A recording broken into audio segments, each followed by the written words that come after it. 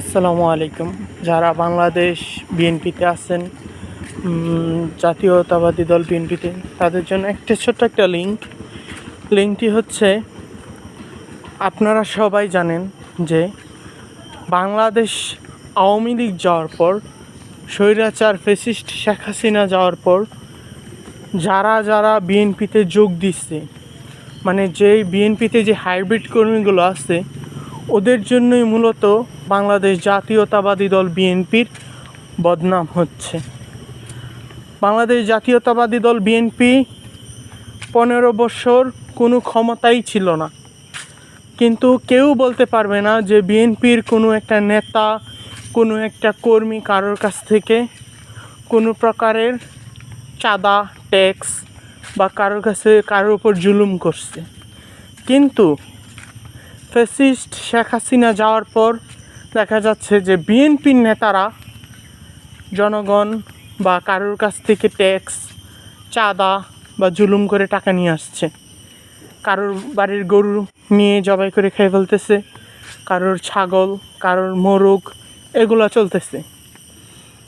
এখন আপনারা আমার একটা কথা বলেন যে এই কাজগুলা কারা করছে? আমি এখনও জানি বিএনপির যেসব নেতারা আওয়ামী লীগ থাকাকালীন কোনো ট্যাক্স, চাঁদা কোনো কিছু খায় নাই, ওরা এখনও কিছু খাইতেছে না। এই ট্যাক্স, চাঁদাটা খাচ্ছে যারা হাইব্রিড নেতা হয়েছে, নতুন করে বিএনপিতে যারা নতুন করে ঢুকছে, 5ই আগস্টের পর যারা ঢুকছে, মূলত তারাই এই টাকাটা জনগণের কাছ থেকে খাচ্ছে।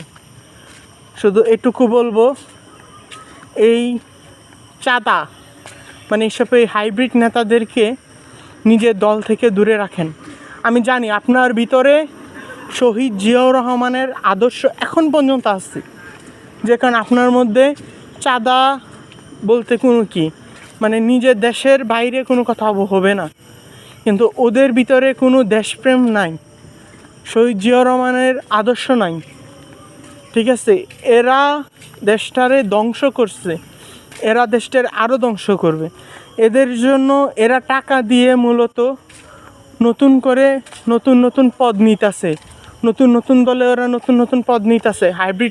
হাইব্রিড মানেই তো বুঝতেছেন যে মানে কীরকমভাবে ওরা টাকা দিয়ে সব কিছু কিনে নিতেছে। ওদের জন্য আমাদের মতো রাজপথে থাকা না, তারা কোনো পথ পাইতেছে না। সুতরাং এটুকু থেকে সবাইরে আর কি বিবেচনাভাবে থাকতে হইব, নিজের দেশেরে বাঁচাইতে হবে ভাই।